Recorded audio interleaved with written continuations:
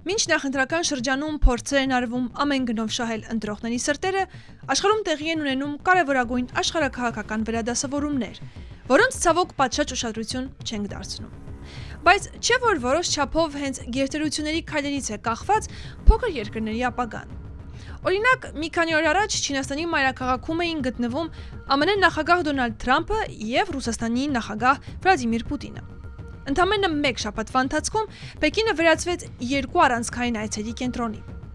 Թրամփն ու Պուտինը գրեթե միաժամանակ քննարկում էին Չինաստանի նախագահ Շի Ջինպինգի հետ իրենց երկրների համար կենսական նշանակություն ունեցող հարցեր։ Ինչ զիջումների գնացին կողմերը եւ ընդհանրապես ինչ կարևոր հարցեր քննարկվեցին։ Այսօրվա թողարկման ընթացքում մանրամասն կվերլուծեմ հանդիպումների ընթացքն ու դրանցից բխող հնարավոր սցենարները։ Ես Անի Մինասյանն եմ, իսկ դուք դիտում եք 360 աստիճանի ոդքասթը։ Այստեղ խոսում եմ միայն կարևորի մասին։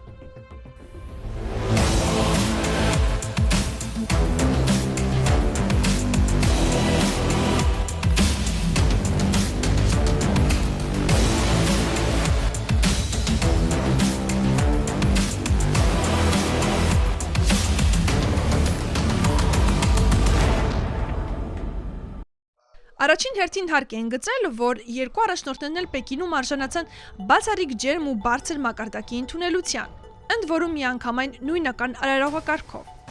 Շի Ջինպինգի կողմից երկու առաջնորդների հանդեպ կիրառված ընդգծված հավասարությունը գերտերությունների դիվանագիտության լեզվով հստակ ազդանշան է։ Չինաստանն իրեն դիրքավորում է որպես գլոբալ տնտեսական ձգողականության միակ կենտրոն։ Վերադառնալով Դոնալդ Թրամփի այցին պետք է ընդգծել, որ այն հետաձգվել էր ավելի քան 1 ամսով Պարսից ծոցի տարածաշրջանում ռազմական էսկալացիայի եւ Իրանի հետ պատերազմի պատճառով։ Վաշինգտոնը ձգտում էր Պեկինին որպես իրանական նավթի հիմնական սպառողի ներգրավել Հորմուզի նեղուցի ապաշրջափակման գործընթացում։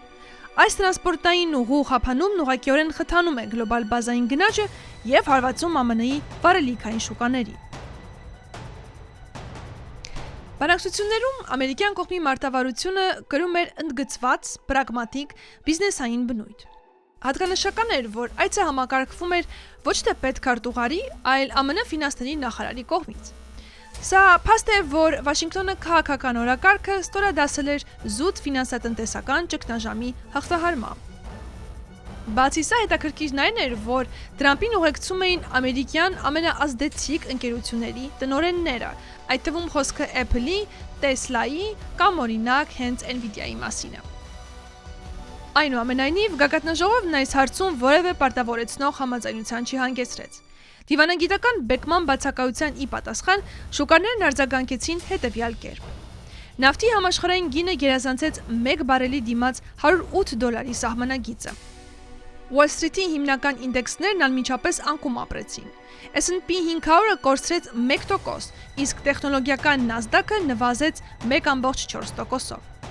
Ռազմավարական փոխզիջման փոխարեն Չինաստանն առաջարկեց զուտ առևտրական բնույթի փաթեթ։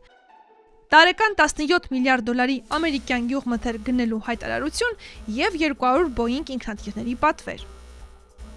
Ֆինանսական շուկաների համար, սակայն, սա Թրամփի ձախողման ազդանշանն էր։ Ներդրողների սպասումները տատանվում էին 500 ինքնաթիռի սահմաններում, ինչն էլ հանգեցրեց ավիացիոն սեկտորի բաժնետոմսերի կտրուկ անկմանը։ Այս իրավիճակը կանխորոշված էր դերևս նախորդ տարվա իրադարձություններով։ Ավելի վաղ Չինաստանը սահմանափակել էր հազվագյուտ խողային մետաղների եւ այլ կրիտիկական հումքի արտահանումը, ինչը կենսական է հենց Apple-ի եւ Nvidia-ի չիպերի արտադրության համար։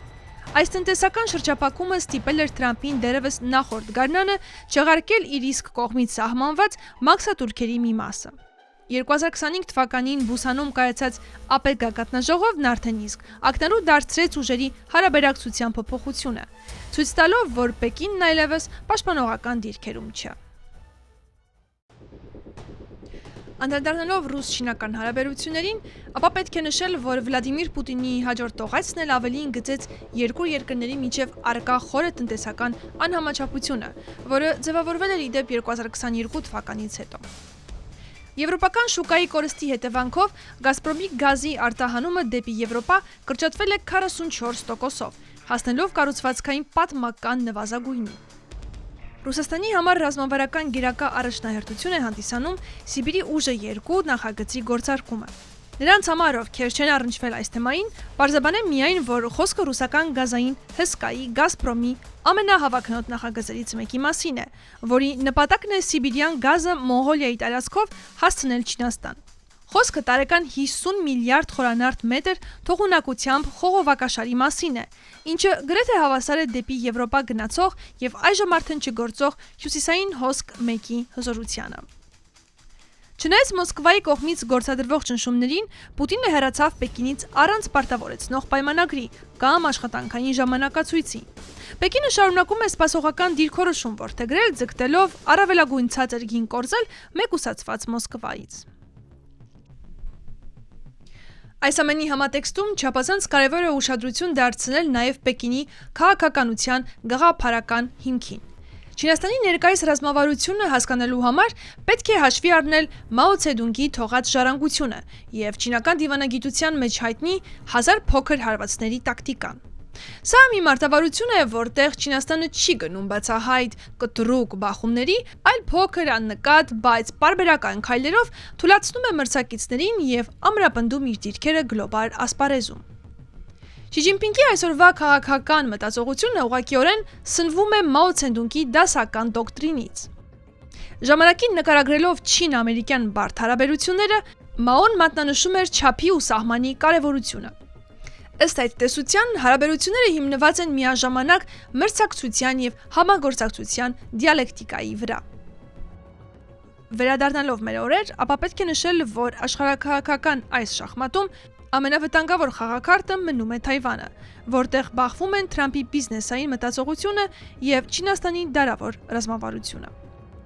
Այնուամենայնիվ, այս պահին Թրամփը դեռևս չի հաստատել եւ սարեցրած է պահում Թայվանի համար նախատեսված սպառազինության վերջին խոշոր փաթեթը։